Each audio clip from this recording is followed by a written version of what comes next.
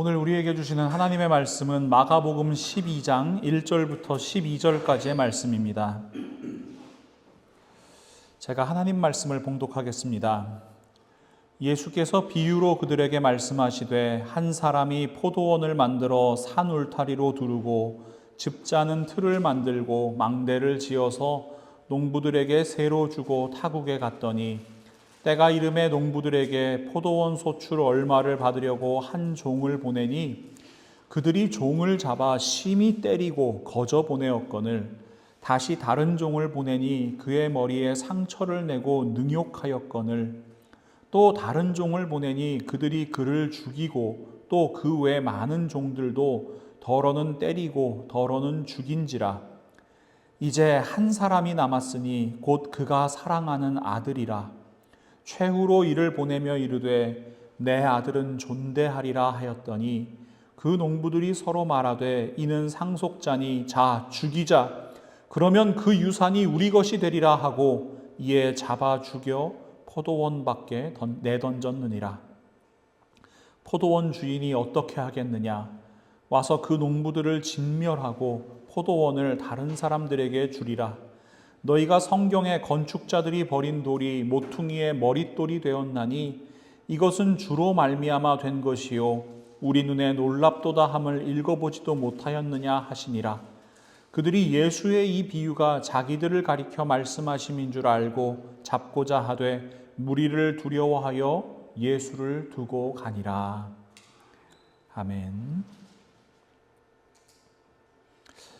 오늘 말씀은 이렇게 시작됩니다. 예수께서 비유로 그들에게 말씀하시되, 여러분, 예수님께서 말씀하시는 대상인 그들이 누구예요? 마가복음 11장 27절 하반절을 보시면 이렇게 기록되어 있습니다. 예수께서 성전에 거니실 때에 대제사장들과 서기관들과 장로들이 나와 이르되 무슨 권위로 이런 일을 하느냐? 누가 이런 일할 권위를 주었느냐? 예수님께서 말씀을 전하시는 그들은 예수의 권위에 질문하러 나온 유대교의 지도자들이었습니다. 예수 그리스도를 어떻게 죽일 수 있을까 계략을 꾸미던 사람들입니다. 예수님으로부터 신성모독적인 발언을 유도해서 예수를 돌로 쳐서 죽이고자 했던 이들입니다. 예수님께서는 그들의 악한 마음을 아십니다. 그래서 그들의 마음을 찌르는 비유의 말씀을 주시는 겁니다. 비유는 이렇습니다. 포도원의 주인이 자신의 포도원을 농부들에게 소작을 줍니다. 소작을 주면 수확할 때 되면 어떻게 해야 돼요? 이제 그 일부를 주인이 받잖아요. 자, 주인이 포도원 소출의 일부를 받기 위해서 농부들에게 자신의 종을 보냈습니다. 그런데 농부들은 소출의 일부를 전해주는 것이 아니라 주인의 종을 때리고 빈손으로 돌려보냈습니다. 다른 종을 보냈더니 그의 머리에 상처를 내고 능욕하였습니다. 또 다른 종을 보냈는데 그 종을 죽였습니다. 그래서 주인이 다른 종들을 많이 보냈는데 농부들은 계속해서 주인의 종들을 때리거나 죽입니다. 참 악한 농부들입니다. 이 비유의 말씀이 의미하는 바는 너무나 명확하지요. 하나님께서 보내신 종, 하나님의 선지자들을 핍박한 유대인들에 대한 경고와 심판의 메시지입니다. 예수님께서 오늘 본문에서는 비유로 말씀하셨지요. 그런데 마태복음 23장 말씀을 보시면 예수님께서 아주 직접적으로 그들의 죄에 대해서 말씀하십니다. 마태복음 23장 29절부터 36절 말씀을 보시면 화 있을진저 외식하는 서기관들과 바리새인들이여 너희는 선지자들의 무덤을 만들고 의인들의 비석을 꾸미며 이르되 만일 우리가 조상 때에 있었더라면 우리는 그들이 선지자의 피를 흘리는데 참여하지 아니하였으리라 하니 그러면 너희가 선지자를 죽인 자의 자손임을 스스로 증명함이로다. 너희가 너희 조상의 분량을 채우라. 뱀들아 독사의 새끼들아 너희가 어떻게 지옥의 판결을 피하겠느냐? 그러므로 내가 너희에게 선지자들과 지혜 있는 자들과 서기관을 보내매 너희가 그 중에서 더러는 죽이거나 십자가에 못 박고 그 중에서 더러는 너희 회당에서 채찍질하고 이 동네에서 저 동네로 따라다니며 박해하리라.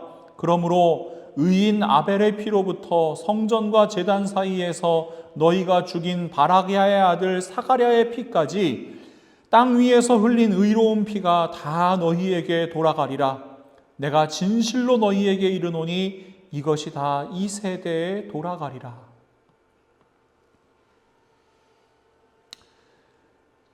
여러 종들을 다 때리고 죽였잖아요. 그래서 마침내 주인이 결단을 내립니다. 농부들에게 자신의 아들을 보내기로 말합니다. 오늘 본문 6절에서 8절 말씀을 보시면 이제 한 사람이 남았으니 곧 그가 사랑하는 아들이라. 최후로 이를 보내며 이르되 내 아들은 존대하리라 하였더니, 여러분, 주인이 아들까지 보내면 농부들이 말을 좀 들어야 되잖아요. 그런데 주인의 아들을 대하는 농부들의 태도는 더욱 악랄했습니다. 그 농부들이 서로 말하되 이는 상속자니 자 죽이자. 그러면 그 유산이 우리 것이 되리라 하고 이에 잡아 죽여 포도원 밖에 내던졌느니라. 주인의 종들을 죽였던 농부들이 결국 주인의 사랑하는 아들 독생자까지 죽일 것이라는 예수님의 말씀입니다. 그래서 저는 오늘 본문을 조금 다른 시각에서 해석하는데요. 오늘 본문은 예수님께서 말씀하시는 또 다른 형식의 순환 예고입니다.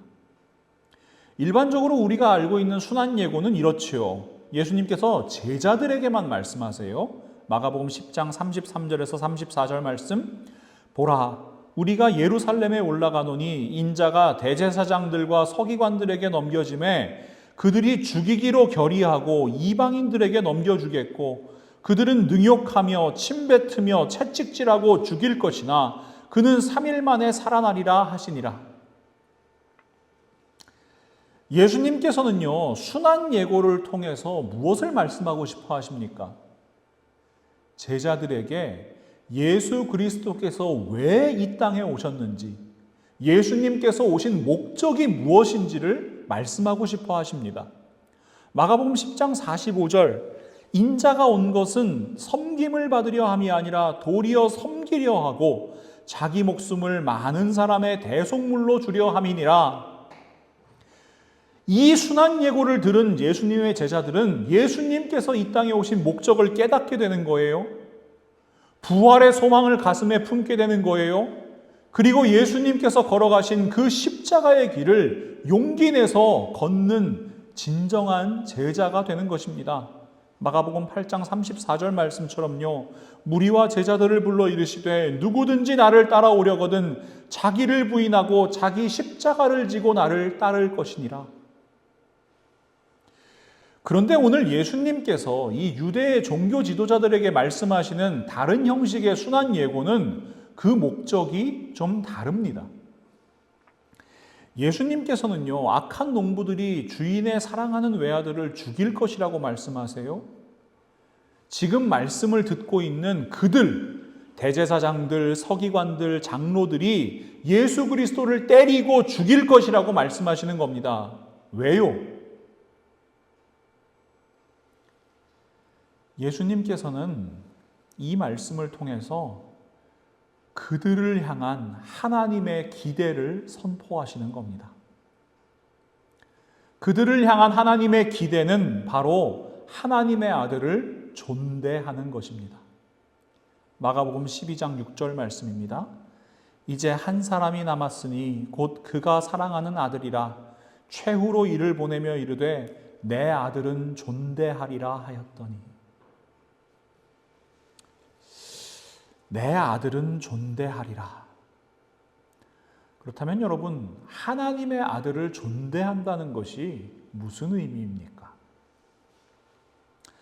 설교를 준비하면서 예전에 들었던 강의가 하나 떠올랐어요. 제가 청년 시절에 다니던 교회에서는 매년 이 찬양대 세미나라는 걸 했었거든요. 이 외부 강사를 모셔가지고 이 찬양대원들이 가져야 되는 마음가짐이나 뭐 신학적인 지식이나 뭐 발성법이라든가 뭐 화성학이라든가 뭐 이런 강의를 듣는 시간이었는데요. 그때 오셨던 한 교수님께서 이런 말씀을 하셨어요. 여러분, 찬양이 뭐예요? 곡조 있는 기도요? 하나님께 영광을 돌리는 거잖아요. 근데 그런 개념에서 살펴보면은 찬송가 가사 중에 이렇게 문제가 있는 게 많다고 말씀을 하시는 거예요. 그러면서 찬송가 144장 예수 나를 위하여라는 찬양을 하나 예로 드셨거든요. 이 찬송가 후렴의 가사가 원래 이랬습니다. 예수여 예수여 나의 죄 위하여, 뭐 이렇게 됐었어요. 근데 여러분, 이게 예수여 그러면은 예수가 우리 친구도 아니고, 그래서 이 교수님이 우리말에는 분명히 높임법이 있으니까 예수여 하지 말고 예수님 해야 된다는 거예요. 그래야지 우리가 정말로 찬양을 하는 것이 아닌가, 이런 말씀을 하셨더랬습니다. 저도 가끔마다 여러분께 그런 말씀 드리잖아요. 창세기 1장 1절 번역부터 좀 바꿔야 된다고. 어떤 말씀이에요? 태초에 하나님이 천지를 창조하시니라. 이 말씀 어떻게 번역해야 돼요? 태초에 하나님께서 천지를 창조하시니라. 여러분, 한글 높임법에 의하면요, 하나님 이하고 창조하셨다라는 게 호응이 안 돼요. 깨서 하고 하셨다는 호응이 되는데요. 근데 쉬운 성경이라든가 우리말 성경을 보시면 아주 번역을 잘 해놨죠. 그런데 이 성도님들이 가장 많이 읽으시는 개역개정 성경에 아직까지 번역이 바뀌지 않았다는 것이 참 아쉽습니다. 1장 1절뿐만 아니라 성경 전체에 하나님이라고 번역되어 있는 것을 하나님께서라고 번역을 해야 된다. 제가 신학대학원 다닐 때 대한성서공회에다가 이메일도 한 적이 있는데, 부디 다음번 번역본에서는 그런 것들이 좀 반영이 됐으면 참 좋겠습니다. 근데 이런 게요, 헛된 바람이 아니에요. 제가 강의 들었던 그 교수님 바람이 어떻게 반영된 건지는 알 수 없지만, 지금 새 찬송가 144장 그 예수 나를 위하여 찾아보시면요, 후렴 가사가 예수님으로 바뀌었어요. 한번 보시면 아실 겁니다. 자, 근데 이 말씀을 드리려는 게 아니라, 그런데 말입니다. 예수여를 예수님으로 바꾼다고 해서 여러분, 정말 예수님을 존대하는 걸까요? 이런 형식이 달라진다고 해서 정말로 예수님을 존대하는 겁니까? 예수여라고 찬송을 부르는 사람보다 예수님이라고 찬송을 부르는 사람이 예수님을 더 존대한다고 이야기할 수 있을까요? 쉽지 않은 일입니다. 그렇다면 여러분, 예수 그리스도를, 하나님의 아들을 존대한다는 것이 무슨 의미입니까? 한마디로 말씀드리면요, 주인의 말씀을 듣는 것이 존대입니다. 주인의 뜻에 따르는 것이 존대입니다. 지금 주인이 원하는 게 뭐예요? 소작을 준 농부들로부터 포도원에서 수확한 열매의 일부를 받기를 원하는 겁니다. 그러면 주인의 말씀을 듣고 주인에게 열매를 내어드리는 것이 존대입니다. 주인에게 순종하는 것, 그것이 존대예요. 자, 예를 들어서 생각해 보세요, 여러분. 주인 앞에서는 굽실굽실해요. 인사도 막 머리가 땅에 닿도록 인사를 하고요. 그 앞에서는 네, 그래야죠. 막 굽신굽신합니다. 그런데 뒤에 가면요, 주인 욕하고 주인 말 안 듣고 배반하려고 모의한다면 여러분, 주인을 존대하는 것이라고 볼 수가 없겠지요. 사무엘상 15장 22절에는 우리가 너무나도 잘 알고 있는 말씀이 기록되어 있습니다. 사무엘이 이르되 여호와께서 번제와 다른 제사를 그의 목소리를 청종하는 것을 좋아하심같이 좋아하시겠나이까? 순종이 제사보다 낫고 듣는 것이 수량의 기름보다 나으니. 여러분, 번제를 드리는 거, 여러 가지 다른 제사들을 드리는 거, 빠뜨리지 않는 것, 종교 행위를 열심히 하는 거, 하나님을 존대하는 것처럼 보여요.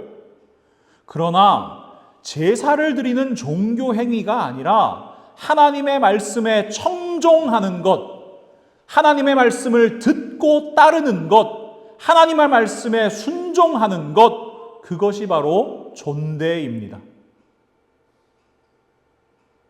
여러분 생각해 보세요.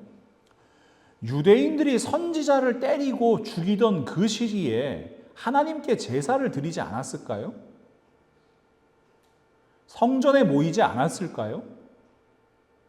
아니에요. 여러분, 제사 열심히 드렸습니다. 종교적인 행위, 율법적인 행위 열심히 하였습니다. 그런데 그들은 선지자들을 통해서 말씀하시는 하나님의 음성을 듣지 않았습니다. 회개하지 않았습니다. 하나님의 뜻에 관심이 없었습니다. 여호와께 돌아가자, 여호와께 돌아가자 아무리 외쳐도 듣지 않았고요. 하나님의 공의를 하수와 같이 흐르게 하라고 말씀하시는 그 말씀 듣지 않았습니다. 죄악의 길로 달려갔습니다. 자, 지금 유대의 종교 지도자들이 예수 그리스도 하나님의 아들을 죽이려고 합니다. 실제로 그들은 하나님의 아들을 십자가에 못 박아 죽입니다. 그렇다면 여러분, 이때는 하나님께 제사를 드리지 않았습니까? 성전에 모이지 않았습니까? 율법에 대해 공부하지 않았습니까? 천만의 말씀이요. 이때도요, 제사 열심히 드렸어요. 예수님께서 올라가신 예루살렘 성전의 모습 생각해 보세요. 제사 드리는데 쓰일 소와 양과 비둘기 파느라고 정신이 없었어요. 성전세를 세겔로 바쳐야 한다는 하나님의 말씀 지켜보겠다고 그 앞에서 말도 안 되는 금리로 돈을 바꾸려는 사람들이 줄을 서 있었어요. 종교적인 행위와 율법적인 행위에는 열심을 냈습니다. 하나님의 아들 예수 그리스도의 말씀에는 귀를 기울이지 않는 거예요. 하나님의 뜻을 행하지 않는 거예요. 오늘 예수 그리스도께서 그들을 향해 선포하시는 다른 형식의 순환 예고에는 그들이 하나님의 기대를 깨닫고 회개하고 돌아오기를 바라는 하나님의 마음이 담겨 있는 겁니다. 하나님의 말씀을 듣고 하나님 아들의 말씀을 듣고 하나님께로 돌아오기를 간절히 바라시는 하나님의 마음이 담겨 있는 겁니다. 예수님의 말씀을 듣는 것이 바로 아들을 존대하는 길입니다. 쉐마 이스라엘 들어보셨을 거예요. 신명기 6장 4절에서 5절 말씀, 지금 이 시간까지도 유대인들이 가장 중요한 말씀이라고 생각하는 말씀입니다. 이스라엘아 들으라, 우리 하나님 여호와는 오직 유일한 여호와시니 너는 마음을 다하고 뜻을 다하고 힘을 다하여 내 하나님 여호와를 사랑하라. 예수님께서 가장 중요한 계명 두 가지 중에 한 가지로 꼽으신 말씀이기도 합니다. 하나님께서 그들에게 하는 말씀을 들으라. 그리고 마음을 다하고 뜻을 다하고 힘을 다하여 내 하나님 여호와를 사랑하라. 하나님 말씀하시는 거잖아요. 마태복음 17장 5절 말씀을 보시면 하나님께서 다시 한번 들으라 말씀하십니다. 말할 때에 호련히 빛난 구름이 그들을 덮으며 구름 속에서 소리가 나서 이르시되 이는 내 사랑하는 아들이요 내 기뻐하는 자니 너희는 그의 말을 들으라 하시는지라. 하나님께서 사랑하시고 기뻐하시는 아들 예수 그리스도의 말씀을 들으라고요. 그리고 그 말씀에 순종하라고요. 하나님의 아들을 존대하라고 말씀하십니다.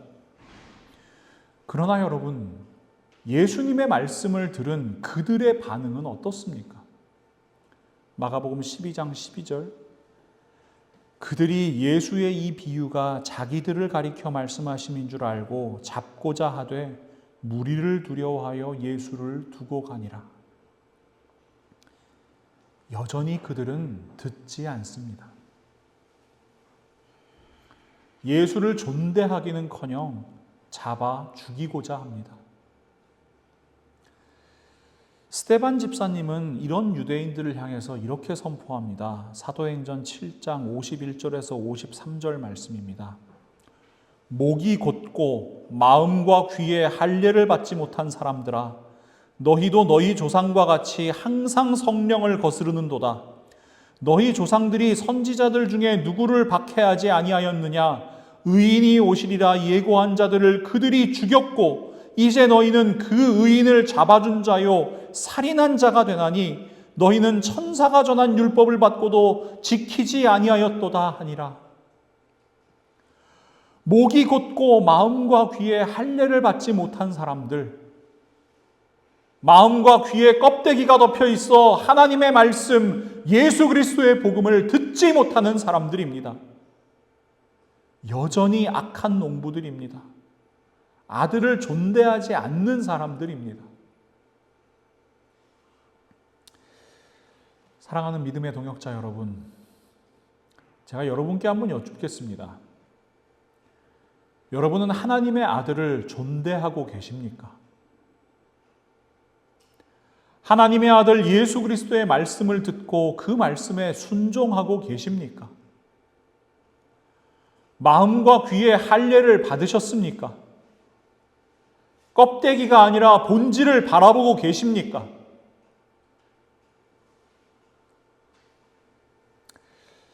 무엇보다 우리가 라이프 교회라는 공동체로 모였으니 교회가 무엇인가, 성전이 무엇인가 그 본질에 대해서 한번 생각해 보겠습니다.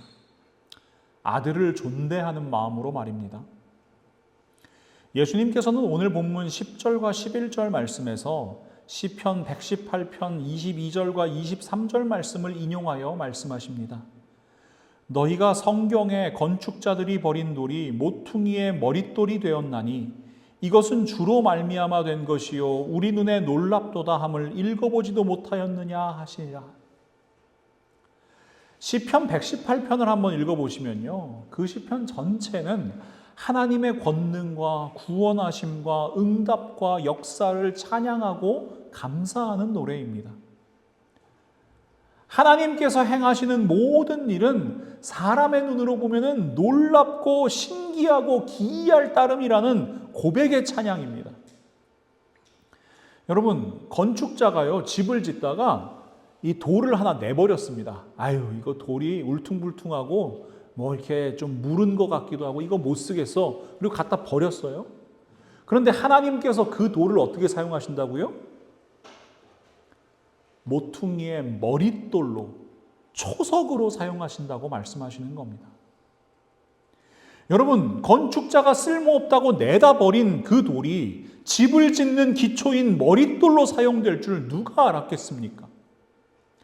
머릿돌이라는 단어를 히브리어로는 로쉬라고 하는데요. 이 로쉬는 우두머리, 최고의 것, 정상, 근원, 장자, 처음, 보배로운 이런 뜻으로 번역되는 단어예요. 건축자, 이 사람의 눈에는 하찮은 것이었고 쓸모없어 보이는 것이었고 정말 보잘것없어 보여서 버려도 상관없는 돌이었지만 하나님께서 보시고 하나님께서 사용하시니 그것이 최고가 되는 것이고 그것이 보배로운 것이 되는 것이고 그것이 머릿돌이 되는 역사가 일어나는 겁니다.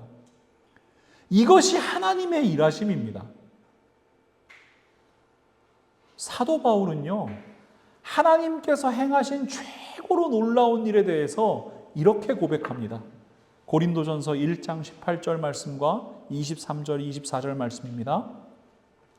십자가의 도가 멸망하는 자들에게는 미련한 것이요 구원을 받는 우리에게는 하나님의 능력이라.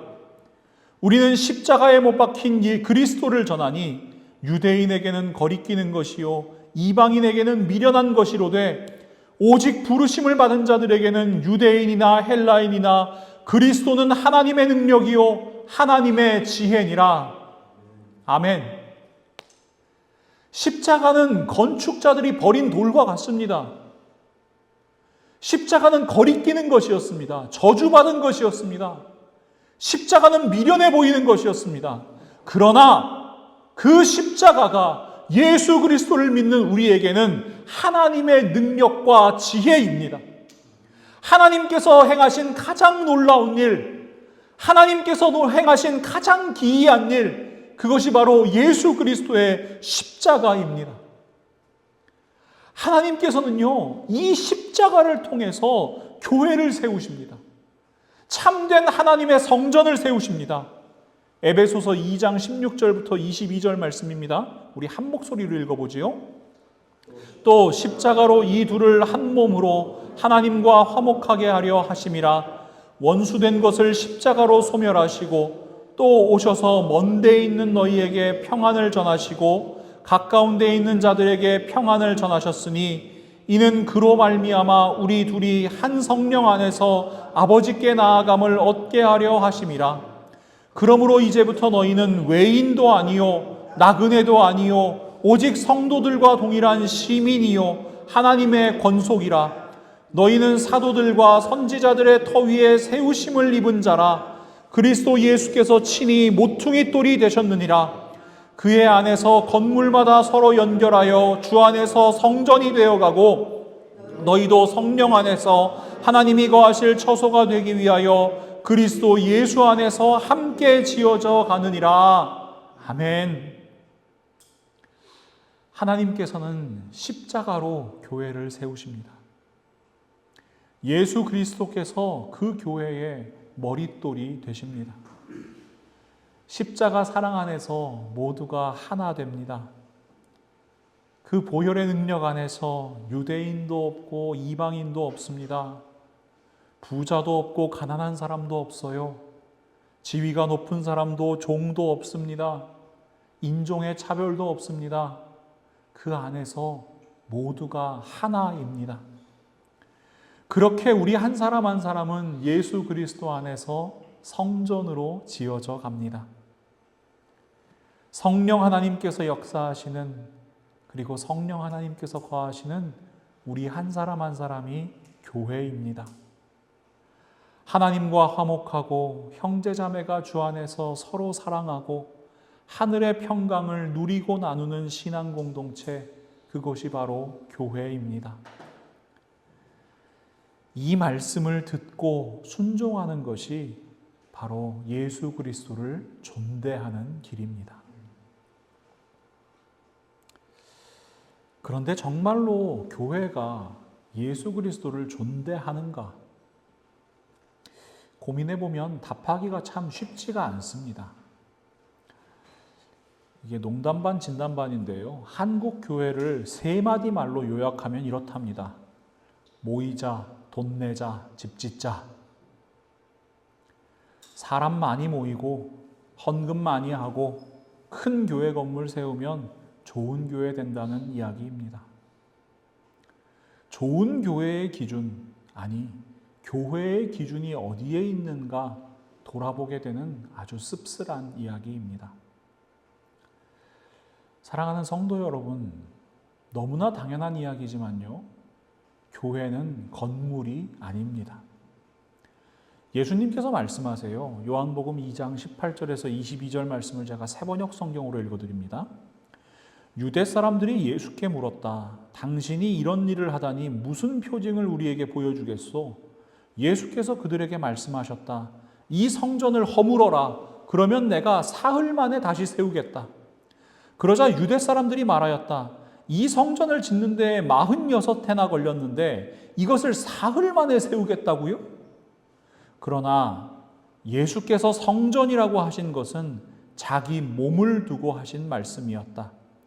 제자들은 예수께서 죽은 사람들 가운데서 살아나신 뒤에야 그가 말씀하신 것을 기억하고서 성경 말씀과 예수께서 하신 말씀을 믿게 되었다. 여러분, 눈에 보이는 화려한 성전이 아니라 예수 그리스도의 몸이 성전임을 예수님의 제자들은 예수님의 부활을 경험하고 믿게 되었습니다. 하나님의 말씀도 믿게 되었습니다. 아들을 존대하게 되었습니다. 여러분은 이 말씀을 믿으십니까? 믿으신다면 교회는 건물이 아니라 예수 그리스도의 몸임을 믿으시기 바랍니다. 에베소서 1장 22절과 23절에서 사도 바울은 이렇게 고백합니다. 또 만물을 그의 발 아래에 복종하게 하시고 그를 만물 위에 교회의 머리로 삼으셨느니라. 교회는 그의 몸이니 만물 안에서 만물을 충만하게 하시는 이의 충만함이니라. 교회의 머리이신 예수님께서 우리에게 말씀하십니다. 마태복음 18장 20절 말씀. 두세 사람이 내 이름으로 모인 곳에는 나도 그들 중에 있느니라. 여러분 기억하세요. 이곳이 교회인지 아닌지를 구분하는 기준은 딱 한 가지입니다. 예수 그리스도의 이름으로 모였는가? 이곳이 머리이신 예수 그리스도의 몸인가 하는 것입니다. 엉뚱한 기준 들이대지 마세요. 건물이 크냐 작으냐, 사람이 많냐 적냐, 재물이 많냐 적냐, 시스템이 잘 갖춰져 있냐 그렇지 않으냐, 이 모든 것은 본질일 수 없습니다. 예수님께서 뭐라고 말씀하세요? 예수님의 말씀은 두세 사람입니다.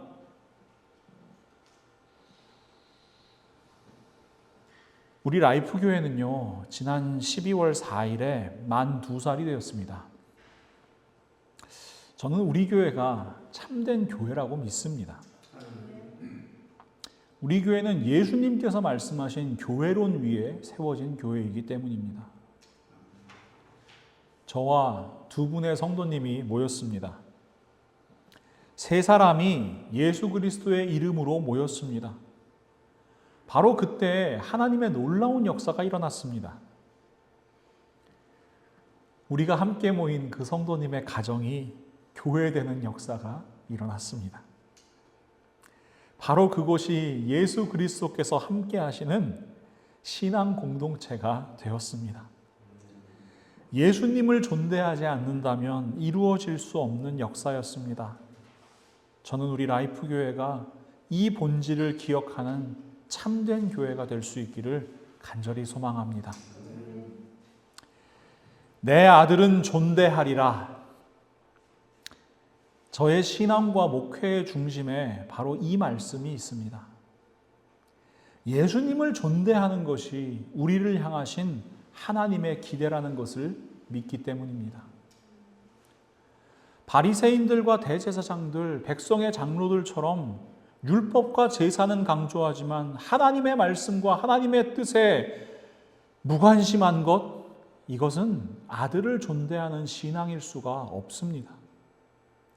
그래서 저는 형식적인 종교 행위가 아니라 예수 그리스도의 말씀에 순종함으로 하나님의 뜻을 이루어가는 것이 예수님을 존대하는 것이라고 분명히 믿습니다. 껍데기가 아니라 본질을 바라보고 추구하는 것이야말로 참된 신앙이라고 믿습니다. 무엇보다 건물이나 사람의 수나 재물과 같은 세상의 기준이 아니라 예수 그리스도의 이름으로 모이는가, 예수 그리스도께서 함께 하시는가, 우리는 예수 그리스도의 몸으로 살아가고 있는가, 예수 그리스도의 말씀을 듣고 순종하고 있는가, 이것이 참된 교회의 기준이라고 분명히 믿습니다. 그러니 여러분, 우리 라이프 교회가 하나님의 아들 예수 그리스도를 존대하는 교회 공동체 될 수 있기를 간절히 기도하며 함께 나아갑시다. 십자가의 능력으로 살아 숨쉬는 교회, 예수 그리스도의 말씀이 삶이 되는 교회, 서로 사랑함으로 생명을 살리는 교회, 이런 교회가 우리 라이프 교회 되면 참 좋겠습니다.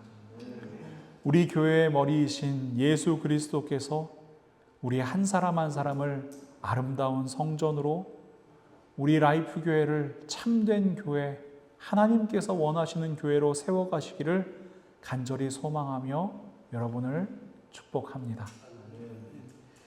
하나님, 오늘도 하나님의 말씀으로 말씀하여 주심에 진심으로 감사합니다. 저희들 그 말씀 듣고 순종하는 삶을 살아가게 하여 주옵소서. 하나님께서 원하시는 것처럼 하나님의 아들을 존대하는 삶을 살아가게 하여 주옵소서. 하나님의 말씀과 예수 그리스도의 말씀만 저희들의 삶의 빛이 되고 길이 되게 하여 주옵소서.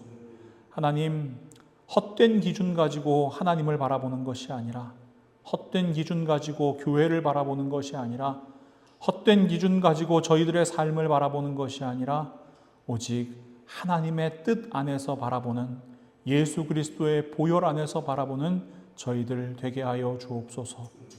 하나님, 오늘도 저희 라이프 교회 예수 그리스도의 이름으로 모였습니다. 예수 그리스도의 말씀을 듣습니다. 예수 그리스도의 마음과 뜻을 헤아립니다. 그러니 하나님, 저희 교회가 이 본질에서 떠나지 않게 하시고 온전히 그 뜻 안에 걸어가는 아름다운 교회, 참된 교회 되게 하여 주시옵소서. 저희 교회를 이 땅에 세우신 목적이 어디에 있는지 분명히 분별하게 하시고 저희들 머리 되신 예수 그리스도를 따라 예수 그리스도의 몸으로 살아가는 한 사람 한 사람 소중한 지체 되게 하여 주시옵소서. 누가 높고 낮음이 없습니다. 크고 작음이 없습니다. 각자가 각자의 자리에서 정말 최선을 다할 때 그 모든 영광 하나님께서 받으시고 저희들이 하나로 연결되어 아름다운 하나님의 성전, 하나님의 교회, 하나님의 나라 이루어가는 그 크고 놀랍고 신비로운 일을 저희들 날마다 경험하게 하여 주시옵소서. 예수 그리스도의 이름으로 간절히 기도하옵나이다. 아멘.